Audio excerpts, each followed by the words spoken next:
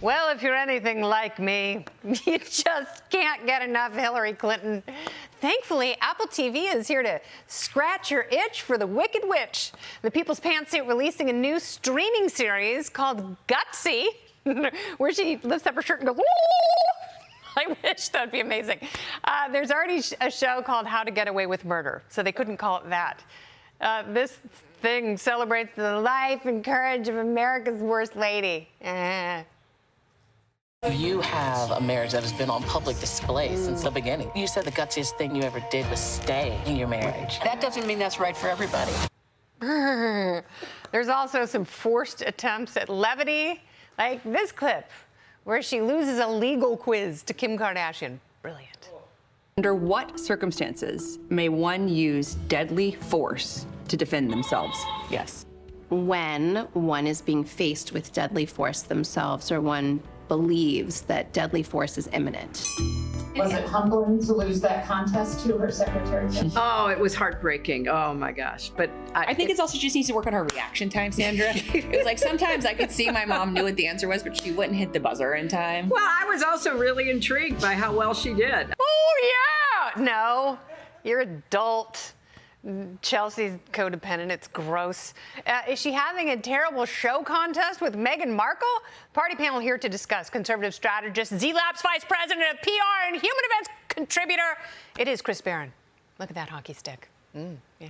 Democrat strategist and former Biden campaign surrogate. He's our Halston, Kevin Wally. That's right. And he is the host of the Part of the Problem podcast, The Future of This Country Personified. Dave Smith. Welcome, everyone. Great to have you. Hey, Kennedy. Hello. Hi. So what does this say to you? I mean, this is just a god-awful collection of nonsense. What does it say about her political aspirations, Chris? The first thing I thought when I saw this is the only logical conclusion you can draw from this is that she's thinking about running for president again. It's like Christmas in August. Like, legitimately, why do you do this if you're her? Why do you dig up the corpse of your marriage with Bill Clinton and do that? Because she wants to seem more relatable to the new woke generation of young women. It's not the right decision for everyone. Why did she have Kim Kardashian on to lose? Like, all of this is just a pathetic attempt to seem more current, more acceptable as she hopes once again to run for president, and maybe we'll like her better this time. Like, legitimately, I've said it before, I'll say it again. Nothing makes me as excited as Hillary Clinton running for president. I'll write a check to her. I so want this to happen. So, Kevin, this is, it's so gutsy. How soon will we get sick of the word gutsy? It's just gutsy. Look at that It's a good question.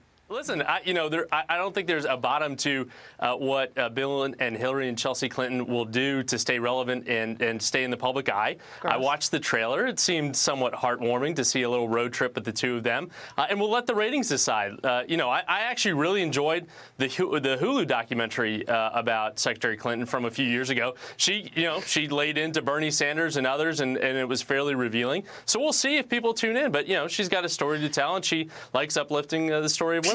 She sure does. Because there's a special place in hell for women who don't vote for Hillary Clinton. Really uplifting. So, Kevin, who hurt you? And are you being held hostage? And are you being forced to say these things against your will? Because I know you're smart and you have good taste, and you would never be like, yeah, I'm just really looking forward to it. Please don't shoot me. Do you know how stupid it is as a Democrat to cross the Clintons? I'm looking for a newspaper to hold up just as a proof of life that I'm here at Fox. I know. So I'm never going to do that. Thank you. That leads me to my next question for Dave Smith. Dave, did Jeffrey Epstein kill himself? Oh, of course, Kennedy. Who could ever ask any questions about that obvious case? There's every now and then there's a few camera misfunctions, you know what I mean? And a guy who clearly was working by himself, who happened to have a Saudi passport. Okay, anyway, listen, I'm genuinely angry at you, Kennedy, for making me watch this trailer. It is so painful to get through. They go, candid conversations is how they advertise it. So candid. It was, I think it's kind of crazy in the post kind of Me Too movement and all of this, that it's even like we're still playing these 90s games where the thing is that Bill Clinton cheated. Like, feel however you feel about cheating. That's wrong. I mean, I think it's no one else's business, really, if she wants to take him back or not. It's not that he cheated. Monica Lewinsky was, what, 20? Yeah, 21? She was in her early 20s. Yeah, I mean, I think 21, maybe 22 at the absolute oldest. And he was the president of the United States, and she was an unpaid intern. I mean, by the way, how about the multiple accusations of rape and sexual assault? The question isn't, was your husband unfaithful? The question is like, your husband seems to be, by every modern sense of the definition, a predator. And you're okay with that. Yeah. That's what a candid conversation might look like. And so it's amazing that they can still even get away with this framing. Yeah, and I love how they're spinning it. Like, you are so incredibly brave that your political ambitions were more important to you than your decency and common sense. Good job. Right. Yeah, and you're absolutely right. And I was thinking about that just the other day. Like, Monica Lewinsky was vilified by the press. And people blamed her as though she was the one who bore more of the responsibility in the relationship, the predatory relationship, where, it's so gross and it really doesn't age well.